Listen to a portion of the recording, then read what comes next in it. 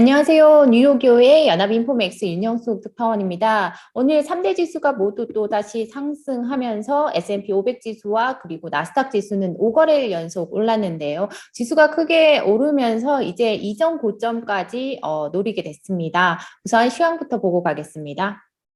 우선 S&P 500 지수 등 3대 지수가 일단 오늘 크게 상승을 했고요. 아무래도 최근 들어서 나오는 기업들의 실적이 모두 긍정적이면서 주가가 오르고 있습니다. 개별 지수별로 다우 지수가 0.56% 올랐고요. 그리고 S&P 500 지수는 0.74%, 그리고 나스닥 지수는 0.71% 상승을 했습니다. 다우와 S&P 500 지수는 역대 최고치에서 아직 1% 포인트도 안 남겨둔 상태인데요. 다우지수 같은 경우는 지난 8월에 사상 최고치를 기록을 했었고 S&P 500 지수와 나스닥 지수는 지난 9월에 사상 최고치를 경신을 했습니다. 지금 이런 분위기라면 거의 내일 같은 경우는 이제 테슬라 실적이 나오는데요. 테슬라 실적과 함께 이제 3대 지수가 사상 최고치를 경신할 수 있을지 좀 주목해 봐야 할 것으로 보입니다. 오늘 같은 경우는 이제 기업들의 실적이 개장 초부터 이제 긍정적으로 나왔습니다. 일단 다우지수에 포함된 이제 트래블러스라는 미국 보험사인데요. 오늘 주가가 1.6% 올랐습니다. 분기 실적이 시장의 예상치를 웃돌았고요.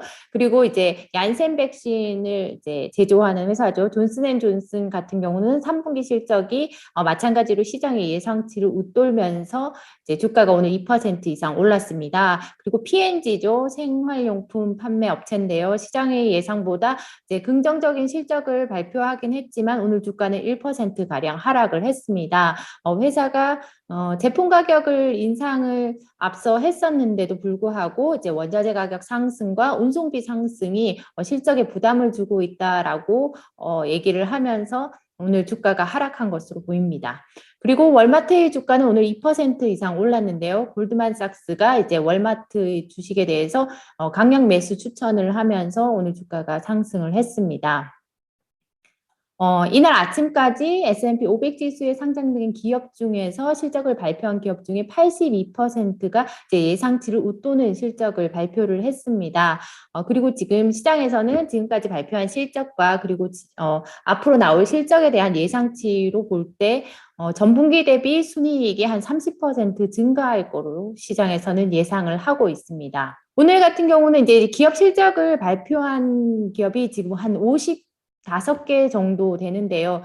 그리고 내일 같은 경우가 이번 주 실적 발표의 가장 하이라이트입니다. 거의 한 106개의 기업이 내일 3분기 실적을 발표하게 됩니다. 그중에서 이제 시가총액이 가장 큰 기업은 테슬라고요. 그다음에 ASML이나 버라이즌, 에봇, 넥스트라 에너지 같은 기업들의 실적이 이제 줄줄이 내일 발표가 될 예정입니다. 그리고 오늘 이제 그 장 마감 후에는 넷플릭스와 유나이티드 항공의 실적이 발표가 되는데요. 넷플릭스는 이제 방금 실적이 나와서 잠시 있다가 짚어드리도록 하겠습니다.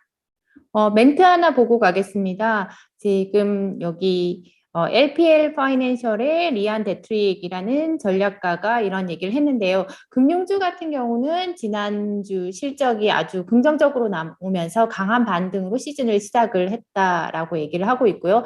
하지만 솔직히 이 금융주 파트는 이제 코로나나 아니면 공급망 이슈에는 사실 영향을 받지 않은 그룹이다. 그렇기 때문에 이제는 앞으로는 다른 산업군들이 어떻게 그 실적이 나오는지를 좀 지켜보는 것이 앞으로 흥미로울 것이다라고 얘기를 하고 있습니다. 왜냐하면 이제 그러한 산업군들이 앞으로 이제 공급망 문제나 코비드로 인해서 미국 경제 회복세의 그런 건전성, 그 건강한 상태에 대해서 무엇을 말해주는지에 대해서 이제 볼 필요가 있다라고 얘기를 하고 있습니다. 시장에서 상당히 이제 비관적인 쪽에 속했던 모건 스탠리의 마이클 윌슨 씨가 이런 말을 했는데요. 이제 원료자로 고객들에게 낸 보고서에서 이제 펀더멘털이 악화되고 있지만 시장이 상당한 이제 조정에도 회복세를 보이고 있는 듯하다라고 얘기를 하면서 그런데 지수가 올해 이 수준에서 이제 마감을 할지 말지는 앞으로 이제 소매 부분이 이러한 추세에 참여를 하는지, 그리고 3분기 실적에서 이제 앞으로 나올 가이던스 자체가 주는 메시지가 어떠할지, 그리고 구매 관리자 지수죠. 구매 관리자 지수가 연말까지 어떤 행보를 보일지에 따라서 이제 그 지수의 수준이 결정이 될 것이다라고 얘기를 하고 있습니다. 그러니까 앞으로 소매 부분이 얼마나 회복되는지, 그리고 앞으로 가이던스가 어떠할지, 그리고 구매 관리자 지수가 긍정적일지에 따라서 이 지수가 그대로 유지되느냐 아니면 무너지느냐가 결정이 될 것이라는 얘기겠죠. 오늘 같은 경우는 11개 섹터 중에서 이제 그 1개 섹터를 제외하고 10개 섹터가 모두 상승을 했습니다. 헬스, 유틸리티, 에너지 부분이 모두 1% 이상 올랐고요. 금융 기술주 같은 경우도 이제 1% 가까이 상승을 했습니다. 다만 여기 이제 이게 그 임의 소비재인데요. 그러니까 임의 소비재는 비필수 소비재라고 생각하시면 됩니다. 0.29% 하락을 했습니다. 넷플릭스 실적이 이제 장 마감 후 나와서 간단하게 짚어드리겠습니다. 장 마감 후에 주가는 0.25% 상승하고 있습니다. 일단 실적은 시장의 예상치를 웃돌았는데요. 주당 순이익 같은 경우는 3.19달러로 예상치인 2.56달러를 웃돌았고요. 그리고 이제 그 매출 같은 경우는 74억 8천만 달러로 이제 예상치에 거의 부합을 했습니다. 그리고 시장이 좀 주목을 한 게 바로 신규 구독자 수겠죠. 지금 440만 명으로 시장이 예상한 것보다 이제 더 크게 늘었습니다. 그리고 이제 주목할 부분은 4분기에 신규 구독자가 한 850만 명 정도, 한 2배가량 더 늘어날 것으로 예상을 했고요.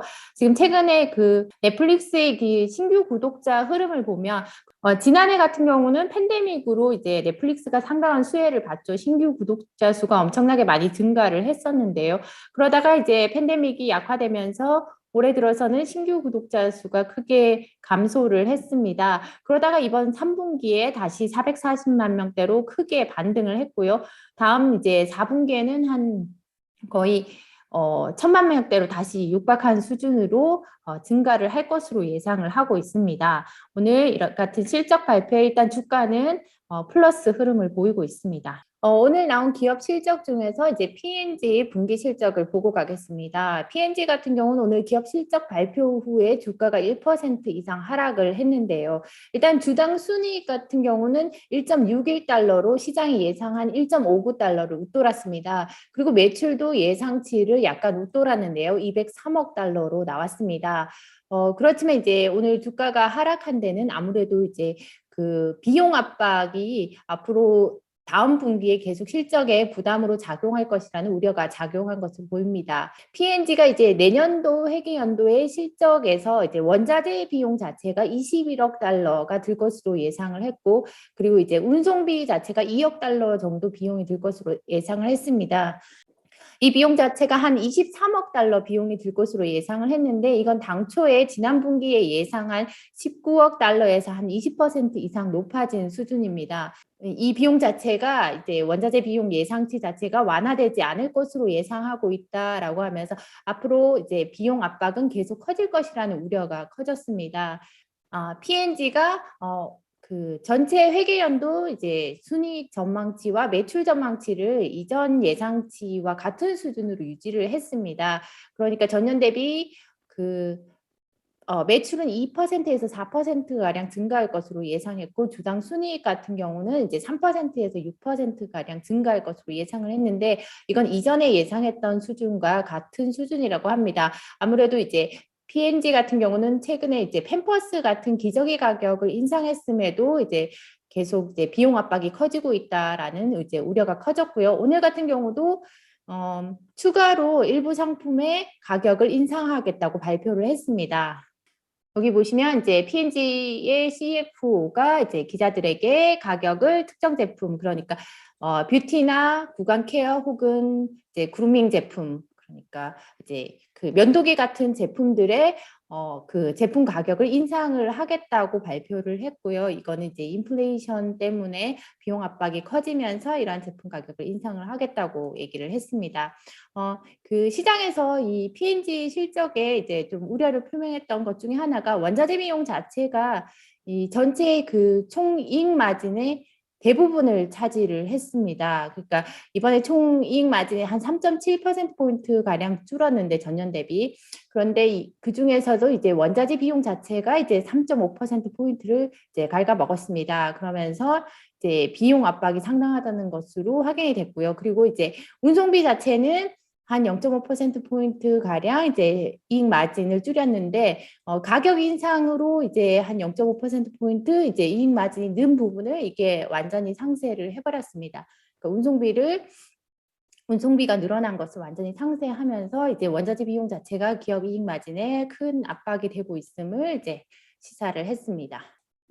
오늘 보고서 하나를 가져왔습니다. 뱅크 오브 아메리카의 보고서고요. 이게 이제 BOA는 매달 글로벌 펀드 매니저 서베이를 실시를 합니다. 여기 보시면 이번 조사는 10월 조사인데요. 10월 조사 같은 경우는 이제 경제 펀드 매니저들이 경기 기대가 어떻게 바뀌었는지를 보는 부분에서 보면 18개월 만에 처음으로 마이너스대로 떨어졌습니다. 그러니까 그 경기가 더 악화될 것으로 예상을 한 사람들이 더 많아졌고요. 이거는 18개월 만에 처음으로 이제 마이너스대로 떨어진 겁니다. 그리고 이제 기업들의 이익 기대에 대해서 이것도 마찬가지로 지난 3월 이후에 가장 크게 하락을 했다고 나오는데요. 3월 같은 경우는 이게 플러스가 상당히 많은 수준이었는데 지금 이번 조사에는 이제 또다시 마이너스대로 떨어졌습니다. 그리고 이제 기업들의 이익 마진 같은 경우도 악화될 것이라고 예상한 수치가 2020년 수준만큼이나 이제 악화가 됐고요. 그리고 이제 인플레이션이 영구적일 것이라고 생각하느냐라는 질문에 있어서 이제 일시적일 것이라고 보는 이게 지금 파란색이 9월 조사고, 그리고 이 남색이 이번 10월 조사입니다. 그러니까 이 일시적일 것이라고 보는 비율이 줄어들었고요. 반면에 이제 이 인플레이션이 영구적일 것이라고 예상한 비율이 늘었습니다. 38%로 이제 늘어났습니다. 그리고 이제 최근에 시장에서 이제 스태그플레이션 우려가 커지고 있다고 하는데 실제로 펀드 매니저들도 여기 보시면 추세를 밑도는 성장세와 추세를 웃도는 인플레이션 우려해서 요 파란색이 그 스태그플레이션 우려가 커졌다는 신호이고요. 이제 스태그플레이션 우려는 그래서 커졌다라고 이제 기사들이 나오고 있습니다. 이 수치 같은 경우는 전달에 비해서는 14%포인트나 올라서 34%까지 높아졌다고 합니다.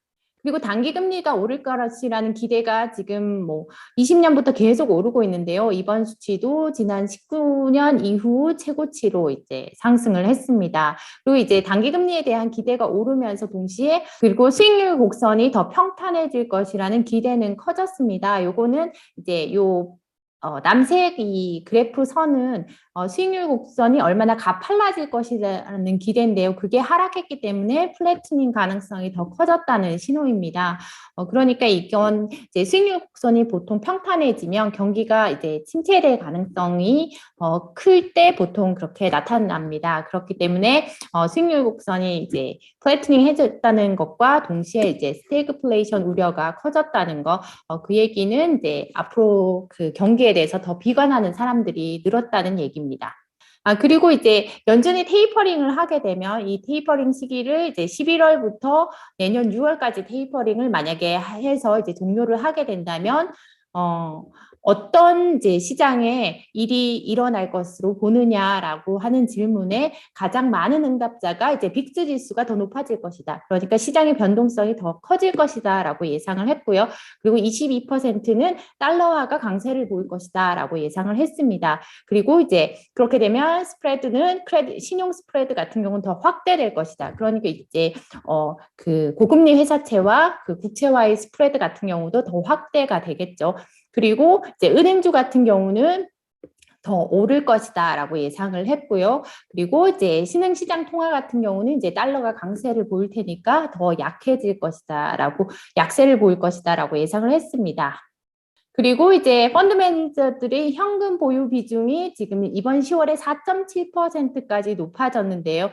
이게 상당히 크게 높아진 수치입니다. 이게 2020년 이후 가장 높은 수준으로 다시 올라갔습니다. 그만큼 투자자들이 앞으로의 변동성이 커질 것에 이제 대비하고 있다라는 신호로 보입니다. 애플의 실적이 오는 10월 28일에 발표가 되는데요. 실적 발표를 앞두고 JP모건이 이제 애플의 이번 분기 실적 자체가 예상치를 웃돌겠지만 다음 분기 가이던스 같은 경우는 실망스러울 것이다라는 보고서를 냈습니다. JP모건은 이제 현재 이 애플에 대해서 투자 의견을 비중 확대로 유지를 하고 있고요. JP모건 같은 경우는 이제 애플의 회계연도 4분기, 그러니까 우리가 볼 때는 이제 3분기겠죠. 3분기와 이제 4분기 가이던스 자체가 지난번 분기에 발표한 것과 거의 데자뷰를 이룰 것이다. 지난번 이제 실적 발표 때와 거의 비슷한 모습일 것이다. 그때도 이제 해당 분기 실적 같은 경우는 예상치를 웃돌았지만 이후 가이던스에 대한 이거는 이제 예상 실망스러웠기 때문에 이번에도 비슷한 모습을 보일 것이다라고 얘기를 했습니다. 그리고 또 이제 최근에 언론 보도에서도 이제 이번 4분기 같은 경우는 애플의 그 2020 회계연도 1분기 같은 경우는 공급망 차질 문제로 인해서 생산이 차질을 빚고 있다라는 보도가 나오고 있기 때문에 아무래도 이제 JP모건 같은 경우는 이제 그러한 영향 등으로 가이던스 자체는 실망스러울 것이다라고 얘기를 하고 있습니다. 여기 보시면 이런 얘기를 하고 있는데요. 아이폰 13의 생산과 관련된 이 공급망 차질이 바로 그 카메라 모듈과 관련된 거라 합니다. 그 관련 부품을 이제 공급하기 어려워지면서 영향이 있고요. 그리고 베트남에서의 코로나19 관련 이제 봉쇄 조치가 이제 최악의 상황은 이제 지난 것으로 보이지만 이러한 것들이 결국 단기적으로 생산에 차질을 주고 있다라는 얘기를 지적을 했습니다. 애플의 실적 발표는 10월 28일에 나오고요. 그리고 이제 비슷한 얘기를 했는데요. 애플 같은 경우 이번 분기 같은 경우는 조정주당 순이익을 1.30달러로 예상을 하고 있습니다. JP모건은 애플의 목표가를 이제 180달러로 잡고 있고요. 이거는 전날 종가 대비 23% 높은 수준이라고 합니다. 골드만삭스가 이제 자체적으로 컨빅션 바이라는 목록을 이제 따로 투자자들에게 이제 배포를 하고 있습니다. 이 컨빅션은 이제 거의 확실한 매수 목록이라고 해서요. 그 강력 매수라고 번역을 하시면 됩니다. 이렇게 이익이 자기가 볼 때는 크게 반등을 할 수 있다라고 하면서 주가가 한 40%더 오를 수 있다라고 얘기를 하고 있는데요. 이제 월마트 같은 경우는 보시면 올해 같은 경우는 주가가 거의 1.7%가량 하락을 했습니다. 지난해에도 다른 이제 그 시장 대비 언더퍼폼을 한 상태고요. 그러다 보니까 이제 주가가 상당히 그 할인돼 있다, 매력적이다라고 보고 있고요. 그래서 목표가를 지금 184달러에서 196달러로 이제 상향을 했습니다. 새로운 목표가는 전날 종가 대비 38% 높은 수준이라고 하고요. 강력 매수 목록은 이제 보통 매수 리스트 중에서도 그중에서도 상대적으로 이제 주가 상승률이 높은 종목을 컨빅션 바이에 넣는데요. 이번에 이 월마트를 넣으면서 타겟은 이 리스트에서 빠졌다고 합니다. 타겟 같은 경우는 소매점이죠. 근데 이제 빠지더라도 매수 등급은 그대로 유지를 했습니다. 골드만이 이 월마트를 긍정적으로 본 이유 중에 하나가 이제 그동안은 전자상거래나 아니면 공급망 부분에 대한 이제 투자로 이 투자 자체가 수익성을 압박을 해왔지만 그렇지만 지금은 오히려 그런 계속된 투자로 인해서 그 이익 자체가 긍정적인 상황에 와 있다라고 얘기를 하고 있고요. 특히나 그런 어떤 전자상거래 부분에 그 규모가 훨씬 더 커졌고, 그리고 이제 믹스가 개선됐고, 그러니까 이제 뭐 전자상거래 부분이나 오프라인 부분이 그 균형 있게 모두 개선이 됐고, 그리고 마진 같은 경우도 이제 그 광고와 같은 부수적인 부분의 마진도 더 높아져서 자기가 볼 때는 이제는 기존의 한 투자와 이제 더불어서 이제 이익을 낼 수 있는 좋은 위치에 있다라고 진단을 했습니다. 골드만이 또 이제 월마트에 대해서 긍정적으로 본 이유 중에 하나가 이제 공급망과 재고 부분에 대한 이런 선제적인 관심 자체가 지금 지난 분기에 탄탄한 실적을 지지했고, 그리고 이제 이번 올해 하반기 같은 경우도 이 회사를 되게 잘 포지셔닝 해주고 있다. 그래서 자기가 볼 때는 이미 그 운송 역량에 있어서도 3분기와 4분기에 필요한 운송 역량을 갖췄다라고 진단을 했습니다. 그러니까 월마트가 지금 그 제조업 부분에서 이제 공급망 이슈가 계속 불거지고 있는데 기존에 했던 투자 등에 힘입어서 이미 탄탄한 공급망 역량을 갖췄기 때문에 이 문제를 잘 타개할 수 있어서 상당히 매력적인 상황이라고 이제 진단을 한 겁니다. 네, 제가 준비한 소식은 여기까지입니다. 내일은 테슬라의 기업 실적이 발표가 됩니다. 그 외에도 내일 많은 기업들의 실적이 발표가 되는데요. 이 같은 주가 흐름이 계속될지는 이제 좀 더 지켜봐야 할 것으로 보입니다. 내일은 관련 소식 가지고 찾아뵙겠습니다. 감사합니다.